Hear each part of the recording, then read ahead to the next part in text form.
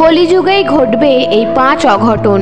শ্রীকৃষ্ণের বলা এই 5 সত্য আজ অক্ষরে অক্ষরে মিলে যাচ্ছে। শ্রীকৃষ্ণ বলেছিলেন এই 5 অঘটন ঘটবেই কলিযুগে। একদিন পঞ্চপাণ্ডব শ্রীকৃষ্ণকে প্রশ্ন করেন কলিযুগের প্রকৃতি কেমন হবে। এই প্রশ্নের উত্তরে ভগবান শ্রীকৃষ্ণ বলেন এই বনের 5টি অভিমুখে তোমরা 5 জন যাত্রা করো এবং তোমরা প্রথমে যে ঘটনাটি দেখবে সেটা আমাকে এসে বলবে। এই কথা মতো যুধিষ্ঠির প্রথমে ফিরে আসেন এবং সে শ্রীকৃষ্ণকে বলেন আমি একটা হাতি দেখতে পাই যার সুর ছিল 2টি। এর জবাবে শ্রীকৃষ্ণ বলেন কলিযুগের মানুষ মুখে এমনই বলবে, কিন্তু তাদের কাজ হবে সম্পূর্ণ ভিন্ন। তারা মিথ্যেবাদী ও স্বার্থপর হবে। তাদের প্রতিশ্রুতি আর কাজের মধ্যে কোনো মিল থাকবে না।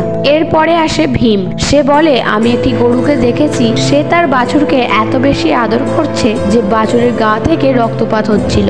এই শুনে শ্রীকৃষ্ণ বলেন কলিযুগে মানুষ তাদের সন্তানদের প্রতি এত বেশি আসক্ত হবে যে সেই অতিরিক্ত মমতা তাদের সন্তানদের ক্ষতির কারণ হবে। এরপরে আসে অর্জুন। তিনি বলেন আমি একটি নদীতে পচা গলা মাংসের উপরে একটি শকুনকে বসতে দেখেছি, যার ডানায় লেখা ছিল বেদ মন্ত্র। তখন শ্রীকৃষ্ণ বলেন কলিযুগে কিছু ভণ্ড সাধু দেখা যাবে, যারা বাইরে ধার্মিক ও জ্ঞানী হিসাবে পরিচিত হবে, কিন্তু তাদের প্রকৃত মানসিকতা হবে শকুনের মতো। তারা ভেতরে ভেতরে অধার্মিক ও অসৎ হবে। এরপরে সহদেব আসেন। তিনি বলেন আমি জঙ্গলের মধ্যে অনেকগুলো কুয়ো দেখেছি, কিন্তু সব থেকে গভীর যে কুয়োটি তার জলই শুকনো। তখন শ্রীকৃষ্ণ বলেন কলিযুগে অনেক মানুষের বিশাল বাড়ি ও প্রচুর ধন সম্পত্তি থাকবে, কিন্তু সেই সম্পদ বা বাড়িতে বিন্দুমাত্র সুখ বা শান্তি থাকবে না। এবং সবার শেষে আসে নকুল। তিনি বলেন আমি একটি বিশাল পাথরের খণ্ডকে পাহাড় থেকে গড়িয়ে পড়তে দেখলাম, যা কোনো বড় গাছ আটকাতে পারল না, কিন্তু একটি সামান্য গুল্ম জাতীয় গাছের নিচে এসে সেই পাথরটি